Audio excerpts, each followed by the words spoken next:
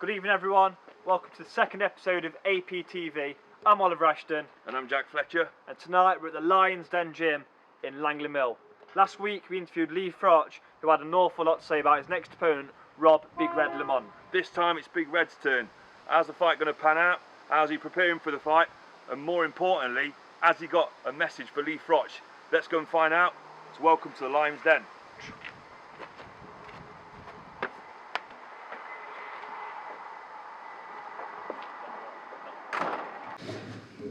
So guys, here we are, Lion's Den gym, with the Man Mountain Rob Big Red Lamont. Big Red, how's your preparation going? Brilliant, mate. Got a good camp, got a good team behind me. It's just counting down the days now every day. Just work harder, train harder, just do what I do best. So you're looking forward to the fight? Just yes. 4 weeks out?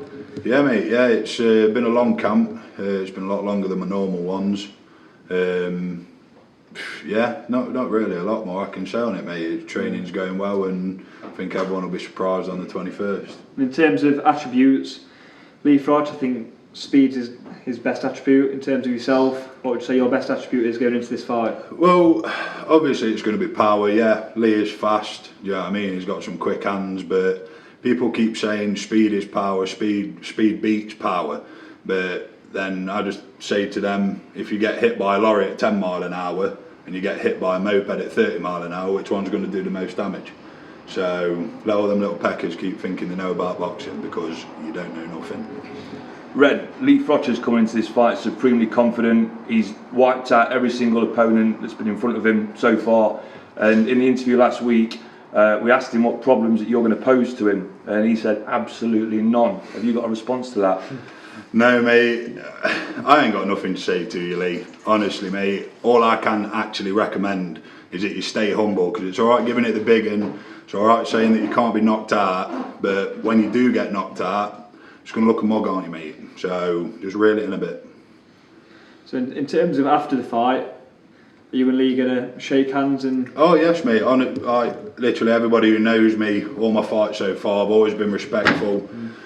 Maybe sometimes too respectful in the build-up, and it might have affected like the performance. But boxing is a sport on respect. We're having the build-up now, but in my opinion, when you go to war with somebody on the night, everything's left in the ring. You could have the biggest problem in the world, but once you've punched each other in the face, then problems are gone. So well said. So how do you think the fight's going to pan out in your head? Have you sort of visualised how the fight's going to happen in your head? What problems do you think Lee's going to pose on the night in terms of like his skills and attributes as opposed to yourselves? Well, I'm not going to be completely disrespectful like he's starting to be, because I do rate him as a fighter. You are a good boxer, Lee. He's fast, he's tough, he's not been knocked out, he's got a few knockouts himself, just like me.